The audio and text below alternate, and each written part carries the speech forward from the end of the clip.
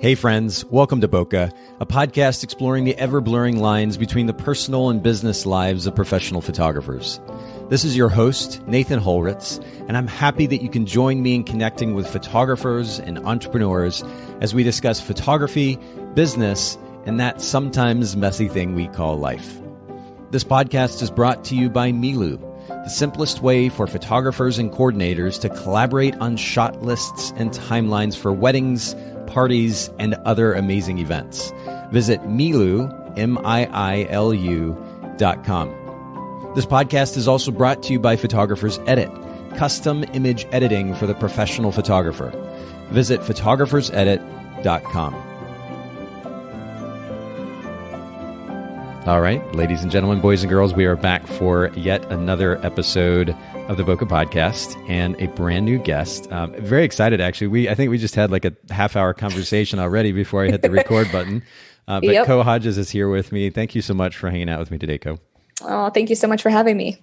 And actually, I get to return the favor, if you will. You just had me on your podcast just recently. Yes, and I did. I have to give it a shout out. It's called Let's Get Unraveled. And I have to give you props too for your interviewing style. I tend to be kind of emotional and all over the place and like talk too much. And you're very straightforward, which is really cool because it kind of sets the stage for the person being interviewed to ramble on, which I think I did a little bit even when you interviewed me. But oh my gosh, no, you did such a good job. It's going to be such a good episode. It's going to air pretty soon here, actually. Cool. Well, we'll make sure to link to your to the podcast at least in the show notes. And if by the time this episode goes out, we can also link to that individual episode, we'll do that as well. But thanks for having me. And and this is really a great segue actually to my first question. You are not only a photographer, but one of the founders and heads of a community. I call it a community. Maybe you would define it a different way. I'd love to get your take on it. But the Unravelled Academy,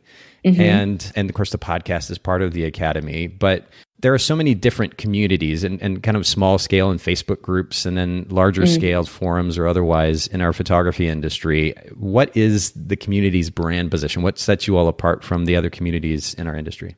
Absolutely. Well, we set out initially to create a workshop, an online workshop, and my business partner, Sarah, and I, we taught it, sold out again. And what we realized was it wasn't necessarily something that we were teaching as far as photography goes, but it was a space we were creating. And so we leveraged that concept to create a larger scale opportunity for the masses. And truly what it is a place where all artists of every walk of life, of every part of the world, can come to learn and grow and connect with others and be nurtured. And it's highly inclusive. So we really stand on the position that we're shoulder to shoulder, which I know we're going to talk about later, with each other. Students are teachers, teachers are students, and we're all growing together. Which, I mean, it sounds a bit cliche, but I guess if we're open-minded enough, there is kind of almost always something to learn from somebody else, even in the most unexpected moments, right? Oh, absolutely. Absolutely. And on the site, unravelledacademy.com, and of course, we'll link to all of these resources and websites in the show notes at bokehpodcast.com. But very succinctly summed up, Unravelled Academy helps photographers, 1, develop technical skills from the most basic to the most advanced, 2, learn how to build a successful photography business, 3, take better pictures of your kids, and 4, grow as an artist within a nurturing, hands-on community. And in fact, we talk a lot about the significance of a concise brand position here on the podcast. And you do that at the very top of the page, on the homepage there, a photography school and community that nurtures you as an artist. Yeah. And it feels very warm and fuzzy to begin with, that picture that's on the homepage, that kid's laying in the grass, laughing hilariously, the warm sunlight. It's beautiful. Yes. You know, it was really interesting when we went to go kind of define our position. And I'm sure you've read the book or at least seen the YouTube clip, Start With Why. Yes. He's amazing, of course. But that was really the center of defining our brand position. And it was pretty easy once we sat down and we're like, well, yeah, this is what we want to do. We want to create this space where everybody can be a part of it. There's a seat for everybody at our table. Period. And that is something that I feel like was missing in the overarching photography community, which is obviously huge. And there's so many, sub communities within the larger one, that are trying, and I know we're going to talk about community over competition in a little bit, but they're trying, but they're still lacking. And we need to all rise together a little bit better, to be more inclusive, and to truly be humans first and photographers second. I like that. Well, and that's the direction we're going to go in this conversation, talking about removing the hierarchy from the photography industry, which has been a pretty significant issue. I think even more so in years past, but it still exists. And we're going to delve into maybe how we can make some change in that regard. Certainly Unraveled is a big part of that already. But let me kind of dig a little bit more. I want to get to know you a little bit more and let our listeners do the same thing. Talk to us about one of the most important lessons that you've learned as a business owner, photography business owner, or a community head. What is one of the most significant pieces of advice that you could give to a fellow entrepreneur? Oh, absolutely. Well, I started this journey after I had children, and launched my business when my son was about 1.5. He's 6 now. So I had a local photography business here in Phoenix and grew that, became successful at that. Then I went and launched a nonprofit, which was photography based as well, which is now a global initiative, which I just sit on the board now, which has been amazing. And then rolled out Unravelled Academy. So definitely creative entrepreneurship is in my blood, and I love it so much. And I actually find a lot of creative fulfillment in building businesses and entities. But the biggest advice and the lesson that I have learned almost the hard way is there will always be another mountain to climb and conquer. You can rush to it, but there will always be another one behind it. And just relax and really enjoy the creative journey you're on right now, because I know you want to get somewhere else. We all do. But what's happening right now is really cool and beautiful, and it's a part of it. So enjoy it. Interesting that you mentioned that, because I'm actually coming off a pretty heavy, not heavy in a bad way, just lots going on. Big business meeting this morning. We just hired somebody new and they're getting started. We're getting ready to launch a new brand. And so there's a lot going on and it's pretty overwhelming. But I like this reminder, because the reality is, even for the moment that things just seem incredible and almost too good to be true, the reality is that there is going to be some challenge, or at least bump along the way, coming up pretty soon. And if we fight it, that tenseness, that kind of cliche piece of advice that you hear, like if you're about to get in a wreck, the worst thing that you can do is to tense up.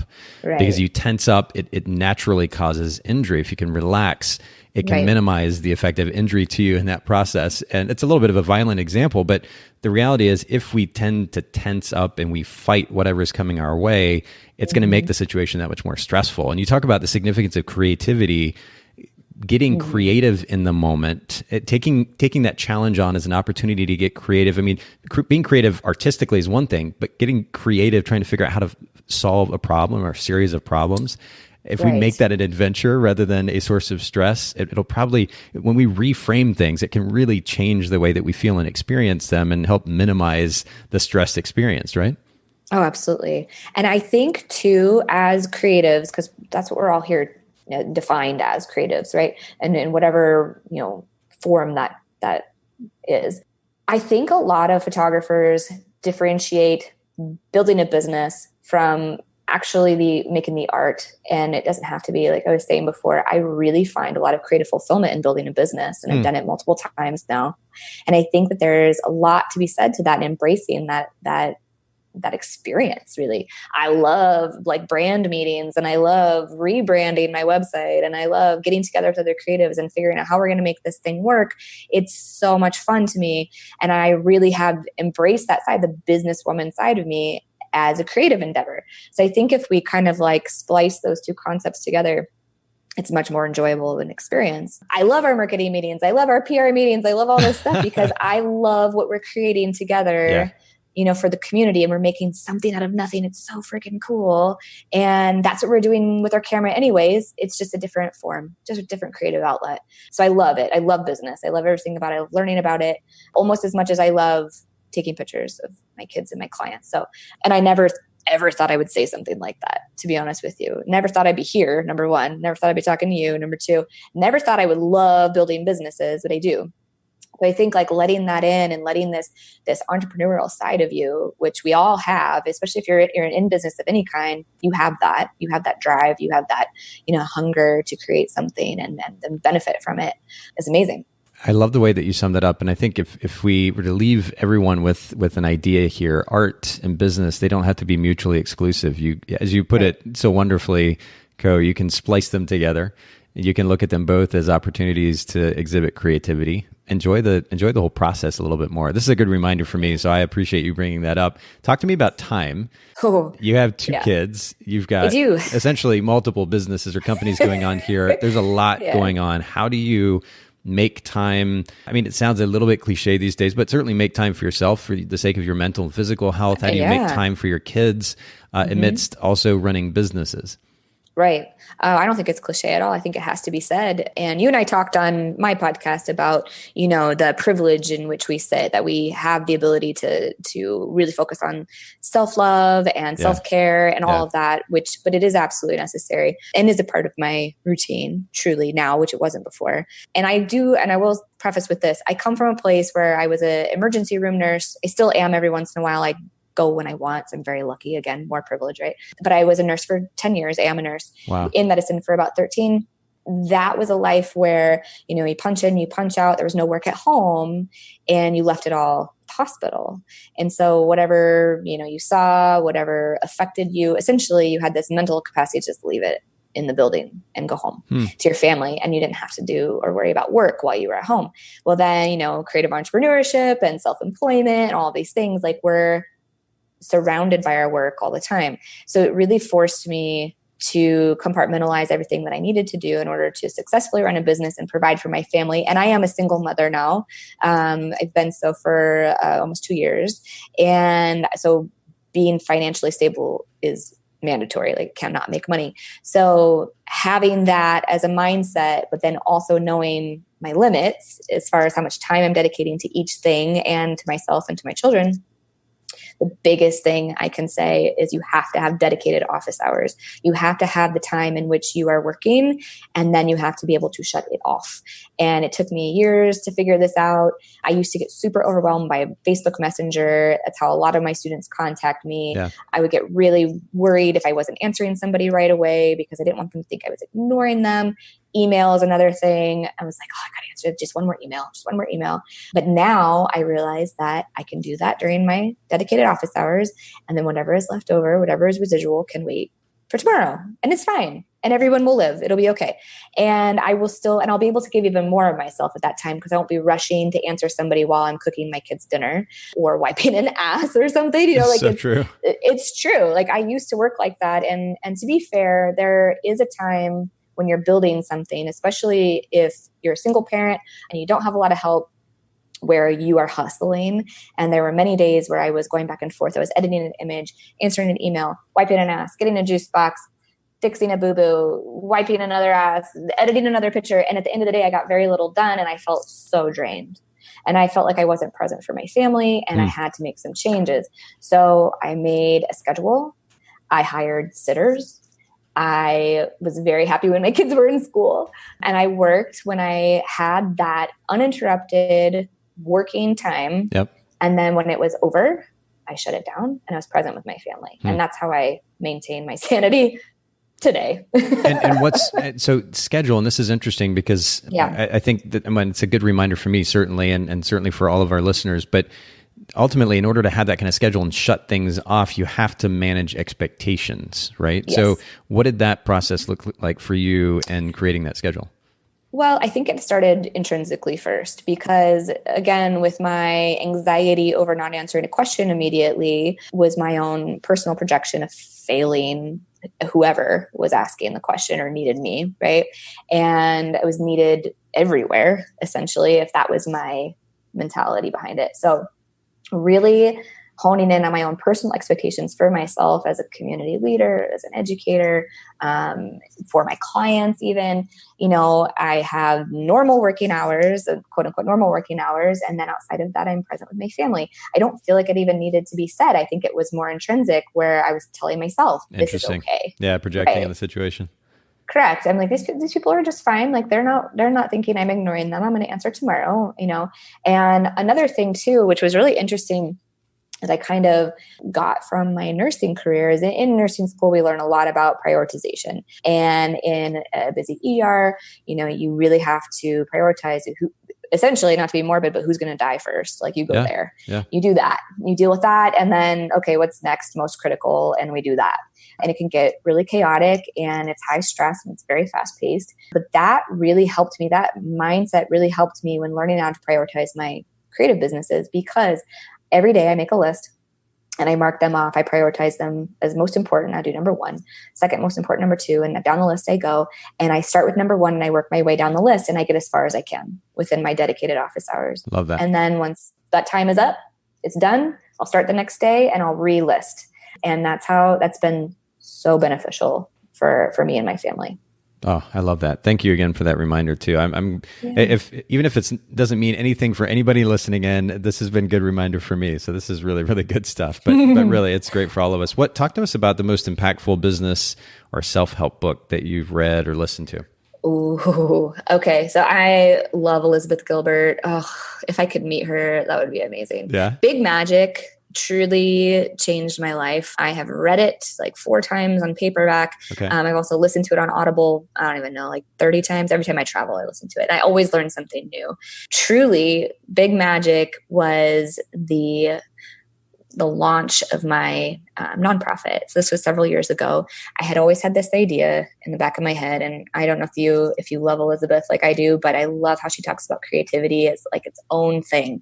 Like creativity is just around us all the time and it's inspiring us and it's coming into our life when it wants us to create something. But I had this idea in the back of my head for a couple of years, truly about 18 months to 2 years. And it was that people on the autism spectrum are just super underdocumented population, especially children, and that should change. And so it's just this lingering thought.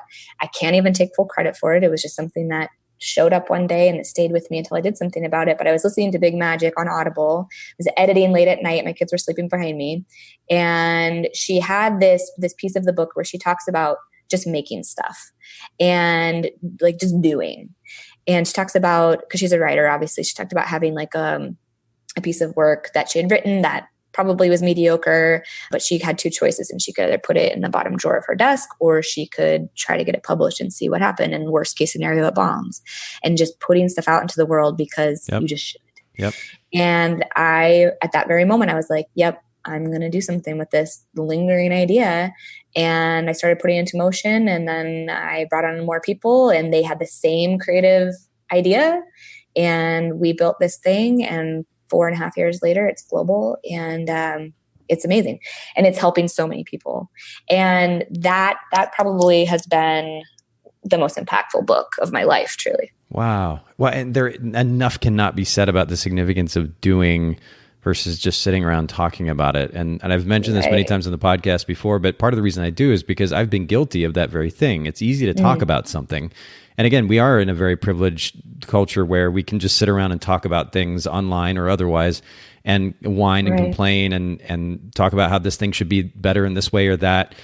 But it's easy for people to do that versus actually going and doing something. And the irony, of course, is that in some cases, it's not even actually that difficult to do the thing. You just have to actually make the move and begin to do it. You have to start. Yeah, exactly. And then certainly there's some work and you got to stay consistent, but you got to do it. And so I love that reminder. But please tell us, because you mentioned it a number of times, please give us a little bit of background to the nonprofit that you started. Oh, sure. So it's called Spectrum Inspired. And the overall ideal behind it is to raise awareness and destigmatize autism spectrum disorders. So what we have is several hundred volunteer photographers all around the world who donate their time and talent to give families that are impacted by autism, whether they have a child on the spectrum or a family member on the spectrum. And we go to their homes and we take documentary style photos of them in their own space and in their comfort. And we give them their galleries and they have pictures forever and it's all for free. And we also are able to blog those stories and share them. We used to have a quarterly magazine. We took a little bit of a break from that, but we were able to share these amazing stories of these families and grow this community where they really had no voice before. So it's just beautiful. I can't say enough about the people who donate their time. Truly, it's been amazing. I was able to travel and speak about it. I got to go to Ireland and go all around the country and speak about it. This was a couple years ago now, but it's really been a game changer. And the really cool thing, and I'll link this all together. So Sarah Driscoll, who is my co-founder of Unraveled, she and I met online just in a photography group. This was several years ago. And I knew that she had a son on the spectrum, Lukey. He's the sweetest baby. And when I went to go launch this thing, I was like, I have this idea. I'm putting it together. I'm starting a website. I really don't know what I'm doing, but I want to pitch my idea to you. Will you tell me how dumb it is, basically? And so I told her, and this is all on Facebook Messenger. She lives in Boston. I live in Phoenix. And she goes, and I quote, she's like, "You've got to be fucking kidding me. I've been wanting to do this for years." Wow. And I within an hour, we were co-founders, partners, and literally within a couple of days, we had launched the initiative, and it grew really fast. And then we brought on some other individuals who have been so impactful in our lives, and one of which is local to me, and she is now my best friend. She works for Unraveled as her full-time job. And that's what's so cool about just doing stuff. I always tell people, I'm average intelligence. I'm like, not like a super smart person, but I do stuff. Yeah. I try and I fail and I fall flat on my face, but I do stuff. And I think about this all the time. I love this, the analogy of like the college student, especially like the more privileged college student. I mean, they're sitting around the cool hipster bar and they're having their IPAs and they're talking about the world and what's wrong with it. But they're not doing anything. And I think if all of those really smart kids would just do some shit, how great it would be. And like take their ideas and manifest them into reality would change the world. So it really does take actually doing something. Yeah. It reminds me of that scene. Have you seen Good Will Hunting? Oh, yeah. Totally. That 100%. Scene with, Robin Williams, where he's like, you know what? I realized how ignorant you are. Like you can wax poetic and quote and cite all these books, word for word, and tell me what page this thing is on. But at the end of the day, you haven't experienced any of this stuff. And that is like, you see so many people just sitting around waxing poetic and not actually doing something. And so first of all, props to you for doing something. And I know that you would say right away, well, this is just something I'm learning and figuring out along the way. I'm like, if somebody says to me, oh my goodness, you've done these great things. You started this company and you did this and that. I'm like, yeah, I just like Google is my best friend, like for sure. I'm not that intelligent. I just try to go figure stuff out, but it's the doing that makes the difference in the end. Yes. And then ultimately I've realized more recently the significance of consistency as well. It's one thing to do stuff. It's fun to launch a brand, but then what? So you have to stick with it. You have to be consistent and put the work in, but we all need to do more. And that's a really, really great reminder. And of course, we'll link to not only your nonprofit, but to Big Magic by Elizabeth Gilbert. Yes. We'll put that in the show notes as well. Thank you so much for sharing that. I want to at least touch on photography just for a second here, because you are also a photographer. And by the way, I have to give a shout out, first of all, to Unravelled Academy. We already mentioned it earlier, theunravelledacademy.com. And then Instagram is Unravelled Academy, just like it sounds, all one word. But then you also have your own personal site, Colleen, Coleen, Hodges.com, and then co_Hodges on Instagram. Your photography is beautiful. I mean, this is kind of an understatement because I know your primary focus is Unraveled now, but I have to ask you, what is something in your camera bag, past or present, that has made a big difference in your ability as a photographer? It doesn't have to be a camera lens or flash. It could be something totally random. What comes to mind? Oh, gosh. So full disclosure, I am an ultra minimalist when it comes to gear. I have one camera body, one lens. I do have, I don't even call it my backup, but I have my little Fuji. It's the X100F. I just got it last year to shoot video of my kids. Really, I love that. That was a game changer, but I had to think like weird, something different. Oh, you know what? I have a monopod. Really? Yes. Because I really don't have a lot of stuff. I really shoot. I'm very emotive with my sessions, even with my clients, but more so with my children. I shoot purely documentary with my kids. And well, I can't say purely documentary because the purists will kill me, but I shoot documentary style with my kids. I don't manufacture moments. I don't manipulate too much, like opening a curtain maybe, but that has been a really beautiful way to connect with their childhood for me and document it. And I feel lucky to be able to do that. But honestly, yeah, the monopod. I started using that. It's just like a $30 thing I got on Amazon. And when I shoot video, it helps with camera shake. And it's been the coolest thing. I love it so much. So for those of you that are dabbling in filmmaking, I'm definitely not a pro. I'm just having fun. That is a really cool tool to use. It's funny, you don't see a lot of photographers using monopods, but I guess it makes sense in the film side of things. The last time that I really used a monopod was years ago when I was still kind of trying to make ends meet as a photographer before like really, I guess, going all the way in with my photography business. I was shooting for Life Touch. And I was actually shooting sports photography. So I do the school photography at the schools, the headshots, kind of like you think about, but then also doing school photography. And so I'd go shoot a football game, stand on the sidelines at night, shoot a football game, for example. And we would set it up with the long lens and the monopod. And that's about the extent of my experience with that. But yeah, when it comes to steadying those images, especially with a bigger lens, it probably would be really helpful. Yeah, it's been really amazing. I just have so much fun with it and just dabbling. I've been doing a portrait series of my kids on film. So I do like a 30-second clip of them. And then I've been recording their voices just on an app on my phone and then putting it together in Premiere Pro. How fun. Oh my gosh. It's like, I mean, you have kids, they grow up in 2 seconds and then everything's different. My son is 6 and he still has these like soft baby cheeks and his little voice, and I just want to capture that. Yep. And so that's been my drive to really do some short films. So yeah. Beautiful. I really love that. Yeah. Well, we were talking about community, this idea of community over competition. The Rising Tide Society in particular has popularized that phrase over the last few years. Yeah. And it's in some ways become cliche as well because we hear it a lot, but there still seems to be a bit of hierarchy, it seems, in our industry. This is something you commented on to me, and I'd love to get your take on kind of what you mean and where that comes from. Yeah, I think, and I'm going to dumb it down to what I think. This doesn't mean this is actually what's happening, but this is what I've noticed just being really involved in the community and in there with the students and constantly just getting their vibe and hearing their stories. And I've also been in groups where I was definitely shunned, especially as a new photographer, by pros, quote unquote pros, And I actually had an experience when I was very, very new. I didn't have a business. I was just shooting my kids. And I posted a picture. I will not name the group because they're still doing stuff. But I posted a picture of my daughter in the group and it got ripped apart. Like bad. Like, who do you think you are? You're never going to be a real photographer. Oh, wow. Compositionally terrible. Like just nonsense. And the thing that was so sad about that is we have this online space where it's really easy to be nasty. And it's really easy to sit behind your keyboard and go, ugh, look at this person. They think they're doing stuff. Yeah. They think they're making art. They are making nothing. It's just pure crap. And I think that still rears its ugly head in a lot of spaces. In Unraveled, in our close Facebook group, we have one rule, and it's to not be a dick. Simple enough.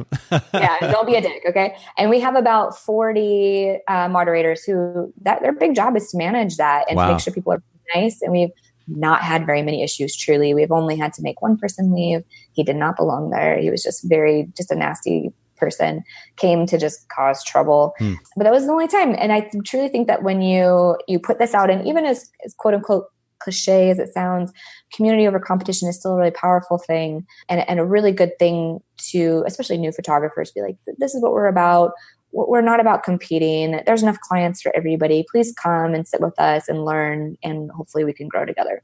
But with the hierarchy, I really think that this stems from, and I hate using this word, but truly from like fangirling over artists. And not just fangirling over artists, which is fine because it's this human nature. Like we have people we admire. I would love to meet Summer Murdoch. That would be so badass. She's one of my heroes, but I think where it comes from is the people who are put on a pedestal allow for that. And then they kind of create this unspoken hierarchy within social circles of like, I'm so-and-so, and you are very privileged to be hearing from me. And I think that is where the big issue stems from. And we have these amazing artists who are super humble, who are like, thank you for having me. I'm just glad to be here. And they're in toe to toe, shoulder to shoulder with the other students of all walks of life, of, every area of expertise, whether they're brand freaking new or ultra elite. Like, we're all doing this stuff together, and it's all with the same premise that we want to learn and grow. And that is what gets rid of the hierarchy. So what do you think? I mean, when you look at somebody who feels as though they are better than someone else in one form or another, what is the psychology there? What drives that behavior? I think personal insecurities. This is just me. Obviously, I'm not a psychology expert. However, I think personal insecurities do drive that, because we're all trying to quote unquote make it, right? And we all have this underlying concept of like, okay, if I hit 7,000 followers and I've made it. If I do X, Y, or Z, if I win this competition, I made it. And then really, we never make it, like nobody's ever quote unquote making it. There's, again, always another mountain to climb. There's always something else that we can achieve. And again, going back to enjoying the journey as it stands and like really embracing all of this beauty that we get to experience. But I really think that people who are like, oh, I've made it. Here I am. I'm good. And they're not growing anymore, and they're allowing for them to be on a pedestal, allowing for themselves to be on a pedestal. And they're like, okay, well, let me tell you, I've made it. Let me tell you how to make it too. Yeah. And it can turn really nasty. And I do think that there is the underlying personal insecurities when that happens. And I think that people who are really, really self-aware and have really good emotional maturity that are in this space where, like, again, I'm looking up to this person, and rightfully so, because their work is amazing, but they aren't allowing for that to be their story. They aren't like, oh yeah, I've made it. Let me tell you a few things. They truly want to be an educator and a leader because they believe it in their heart, their core. They want to be a good person. That's it. It's so simple. The focus is on adding value. That's the phrase that keeps coming back to mind. I try to use it, and I think about it that way too. How can I add value to the industry if we took all that all together, took that approach more consistently? It seems like we'd kind of squash that tendency toward letting ego get in the way. I love the way that you describe it, where the feeling is, I've made it, whatever that means to that person, but I've made it, and the other person hasn't achieved the same things that I have. Thus, it means they haven't made it. So now, in order to continue to feel better about myself and my minuscule accomplishments, I'm going to have to put them down. Yeah, that's just really unfortunate that happens. Ooh, yeah. But how do we, I'm actually, this is maybe a two-part question. So I'm curious just about your take on how we can shift the conversation. Obviously, the focus on adding value, we alluded to that already, but how can we as a whole, as an industry, work at minimizing this tendency toward hierarchy? But I guess the second part to the question is, how do we do that while simultaneously encouraging leadership by people who truly want to add value? Because if we were just all, quote, on the unequal playing field, then everybody, there is, well, actually I put it this way, there is a human tendency to look toward or for leadership in one form or another. It's human tendency. So that being the reality, how do we put the right leaders in place who are actually focused on adding value? And then as a result, minimize this tendency toward egotism? Right. Well, I think true leaders lead from behind. And I also think that there's a space in which, again, we talked about this before, where students are teachers and teachers are students, where there's always something to be learned from somebody else. And I think that finding a really humble place for our leading educators, being like, really put themselves in check and say like, okay, I can always learn something more. Here's what I know. And I would love to nurture the community with what I know, because I have made the mistakes and I've done the work and it's been really hard. And I don't want it to be as hard for you. And I think that that's a really humbling, nurturing space. And God, I mean, we talked about this earlier. I've been in so much therapy with my ex-husband. I could talk about good relationships all day, but truly this is a relationship. Yeah. And the best part of a good relationship is when two people nurture each other. I nurture you, you nurture me, and we grow together. And we're not all on the same playing field. We're like, I know things that somebody else doesn't know. They know things that I don't know.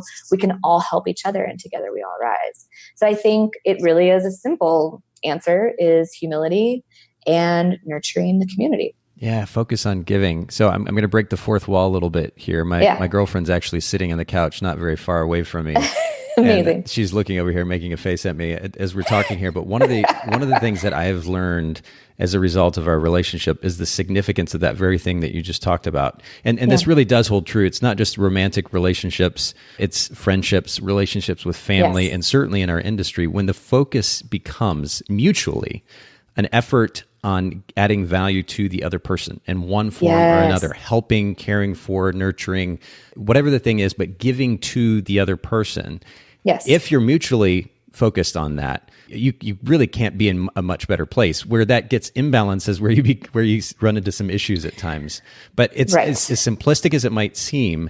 That makes all the difference in the world. And again, this holds true not just in romantic relationships, but certainly in our industry as well. Oh, absolutely. Going through my divorce made me a better friend. It made me a better mother. It made me a better industry leader. It all comes back to relationships and how we're going to cultivate these relationships and make them better and improve upon them, because that's what this is. That we're connected. And I know we're going to talk about like authentic relationships and social media and whatnot in a little bit, but these are human experiences we're having simultaneously, and we're cultivating relationships off of this. And within communities that we're building with other artists, that's what this is. Like, I get messages every day from other people in my community, and they're not photography related, whether they're about their marriage because they know that I've been through a divorce, or whether they're just about a hard time they're going through, or they're checking on me. Like, this is a mutual thing where we're really nurturing each other, and it's been really, really beautiful. And that, I will say, that was one of the biggest takeaways from all the damn therapy and all the money I spent on therapy and my divorce was so amazing, because very simple. I mean, you can spend thousands and thousands of dollars to learn that you should just nurture somebody, but it's true. It goes back to nurturing each other mutually and truly, truly having somebody else's best interest in mind. You know, when you're doing anything in life, whether you're going through a hard time or you're building a business or you're making a change, you're leaving your old job, you're starting a new, whatever it might be, you should surround yourself with people who truly have your best interest in mind. And that's what creates good relationships. Love it. Well, you know what, you mentioned the conversation about social media, so it's a great segue to that point of conversation. Social media, I mean, it obviously plays a massive role in the way that we approach relationships, whether it's in our personal life or our professional life. But let's talk about the significance of authenticity in that realm. This is very much tied to what we were just discussing, the significance of relationships in our industry. Right. You know, the social media is a platform, a medium, if you will, for us to connect with others and ultimately and hopefully add value in some form or fashion. But what does it mean to maintain authenticity on a platform that is all about curation? I'm naturally not going to post pictures of me looking my worst just by default. I did once, man. And it was like a very humbling experience. Really? Okay. I did. So kind of to tell you a little bit of a backstory. Went through my divorce, and then I was telling you earlier, got back together with my ex. I call it the re-return. But we tried again, and it did not go very well. And I wound up in a place where I had to move myself and my children very quickly. So I bought a house. During that time, because it was very fast, I needed more money. I had spent most of my savings on getting back together with my ex and therapy and a couples retreat and all that stuff. So I didn't have my down payment anymore. And I needed to get that back fast. So not only was I running Unraveled and doing my local business, but I went back to nursing full-time on overnight. So I was doing night shift full-time and extra shifts. So I was putting in at least 90 to 100 hours a week of work. I was never sleeping. I did this for about 6 months, and I successfully got us into a safe place where we restarted our life. But I had one day where I slept for maybe like 45 minutes. I was up for about 32 hours. I slept for 45 minutes. I had to get up for something for work. I can't remember what it was, but I was looking real rough. And I took a self-portrait of that. And I was like, you know what? One day I'm going to be grateful for this woman who looks like absolute shit. And I'm going to remember that it took all this to get us into this wonderful place where we are now. And we're in such a good place now. But there is something to be said for sharing, or let's say like airing your dirty laundry online. Yeah. However, like we're not all going to do that all the time. And there is a level of like really wanting to share your happy stuff with the people that are following you, the people that you love and that you're connected to, whether you're running a business or not. And that's just human nature. Like we want to like show our highlight reel, right? We're like, oh, I'm super happy right now. And like, this is awesome. And we're on a family vacation. I'm going to show this. This is so cool. People will want to see this. So I really don't want to demean anyone who isn't fully airing all of the gnarly shit that's really going on. However, there is some level of like, well, it's not all good and perfect. Like, please don't do that. And the people who take it even to like an extreme level of perfection and happiness where everybody's in matching pajamas magically lined up against the white wall, I don't know, with some sort of prop, like that's not real. So let's knock that shit off. But I think that there's a place in the middle where it can be fine. My other business partner who I teach a local workshop with, his name is Ace Fanning. He's a huge part of Unraveled now. He's such an amazing person. He's local to me. And he does this thing. He teaches our students. It's called 100 Things. So this is especially for people who are stumped on how to share anything that's vulnerable, really, online. And so you write down 100 things that make you up as a person, whether it's you like pizza, you've been divorced, you have 3 kids, you have a dog, whatever. 100 things that make you up as a person. And within that, because it's a lot of things, you get political things, you have spiritual things, like anything that makes you up. And then you go through and you cross out anything you're unwilling to talk about online, because there is that. And as open as I am about my divorce online, there are things I can't share out of respect for my ex. Sure. And that's real life. Like you can't be fully vulnerable every day and put other people on display for what might seem like your own benefit. So there is such a happy medium there, and it is completely independent of each person's personal experience. But that's been a great exercise, and I tell everybody about it. Do your 100 things, write it down, cross out anything you are absolutely unwilling to talk about online, and I bet you will be left with about 70 things that are really, really good things that you can talk about where people can connect with you. Yeah, well, being relatable, I think, is a great way to connect with others. But Yes. It seems as though in some places anyway, people have kind of taken that to the extreme. It's kind of a slippery slope where you go from being vulnerable and sharing something of significance, maybe a problem that you're dealing with personally, professionally, or otherwise, knowing that when you post that thing, sure, it may seem transparent and vulnerable in one form or another, but it's also a wonderful opportunity to get 100 likes and people basically giving you virtual hugs, because that feels good. So even in that realm, it seems like hopefully motives are good. I like to even in this, I guess, particular environment and in this conversation, I still tend to lean the direction of how can I add value? I don't see myself as an inspirational individual, but if I can share something that I've learned personally, or even just as a result of reading a book and maybe then applying that concept or principle to my life, I can share that with somebody else. Or maybe share something small that I've accomplished and help encourage somebody else in that regard. And I could do something like that. To me, that idea of adding value, I want that to be a theme in the content that I'm sharing, that I can add value in some form or fashion, because a lot of the other stuff, I don't know. It seems, as you said, that there is a tendency in our culture to air dirty laundry. Some cases, maybe just to get attention.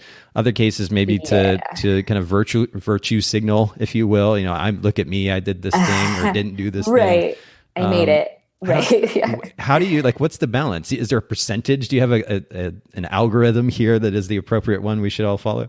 Honestly, no. And that, it has to just be authentic and from the heart. For me, I could share about a lot of stuff. I've had a lot of life experiences. I've had my own traumas, but for me, something that really speaks, again, adding value is helping other people through the really hard parts of divorce, if I can. Okay. And I am not an expert. I'm not a therapist. Again, I'm not a psychologist, none of those things, but I have experienced what I've experienced, and just being open about it and telling the truth has helped people. It normalizes it, destigmatizes it.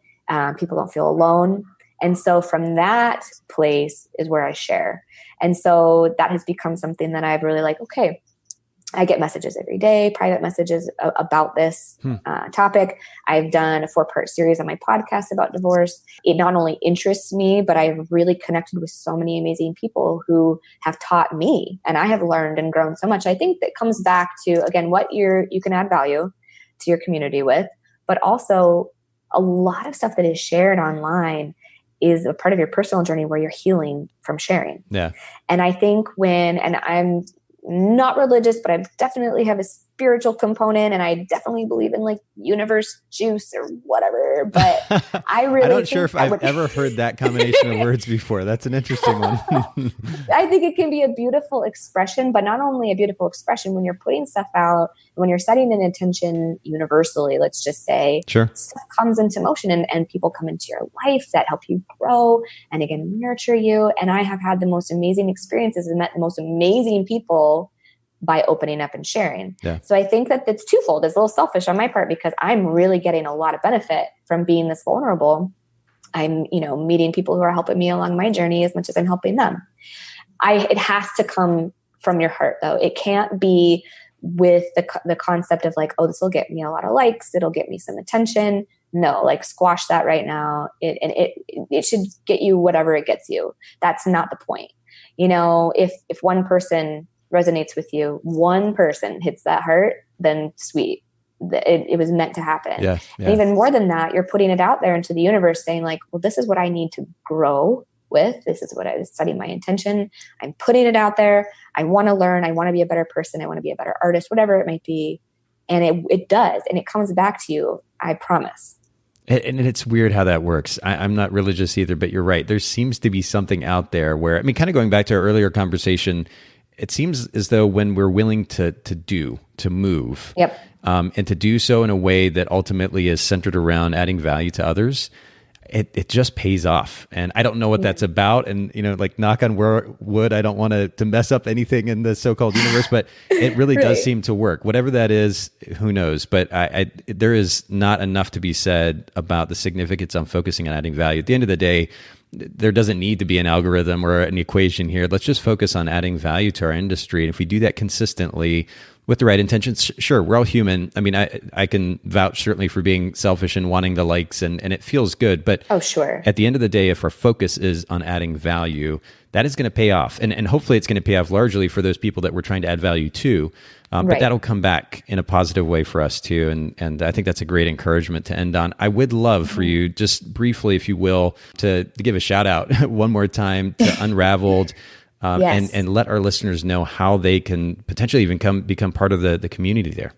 Absolutely. So go to theunravelledacademy.com. It's a really streamlined, easy process. You go to the top right, you sign up. It is $15 a month, and that is it. And we have hundreds of courses and lessons and videos inside that are both technical, emotively driven. We have a lot of stuff about health and wellness, mental health issues, and we have hundreds of teachers who are teaching about that. One of the coolest things, though, in the community aspect is our closed Facebook group where everybody hangs out. We have, again, 40 experts and moderators who are there to answer any questions, and Sarah and myself are in there all the time. But really, it's been the most beautiful experience because of the people that are already in there, the people that just naturally morphed into the community and grew it in such a beautiful way. So come check it out, hang out with us, ask questions, grow. It's for every artist, truly. And we have all kinds of cool stuff in there. So, and if you ever need to get in touch with me, email me at theunravelledacademy@gmail.com. And I'm happy for any reach outs. I love answering questions. Oh, that's awesome. I'm excited for you, for your community. I'm excited that we can share with others about this community. I'm a huge fan of community. Yeah. There's, as solopreneurs, in most cases, photographers spend a lot of time alone, and we Yes. need connection. We definitely need in-person connection. But in addition to that, having these virtual connections and conversations can really make a big difference in not only our personal life, but our professional life. So this is wonderful. We'll link to Unraveled in the show notes, and we're going to link to your site as well. And your Instagram in the show notes. If everybody listening in, if you go to Bokeh, BOKEH podcast.com, the talking points from today, you'll see them there, links to resources from both this episode and other episodes as well. It's a wealth of information, so make sure you take advantage. Thanks again, Ko, for hanging out with us today. Thank you so much for having me. Thank you so much for listening to the Bokeh Podcast. Will you let us know what you thought by leaving a review of the podcast in the Apple Podcast app? And I'd love to hear from you personally with your thoughts about the podcast and suggestions about future topics and guests for the show. My email is nathan@photographersedit.com. The Bokeh Podcast is brought to you by Milu, the simplest way for photographers and coordinators to collaborate on shot lists and timelines for weddings, parties, and other amazing events. Visit Miilu, MIILU.com. This podcast is also brought to you by Photographers Edit, custom image editing for the professional photographer. Visit photographersedit.com.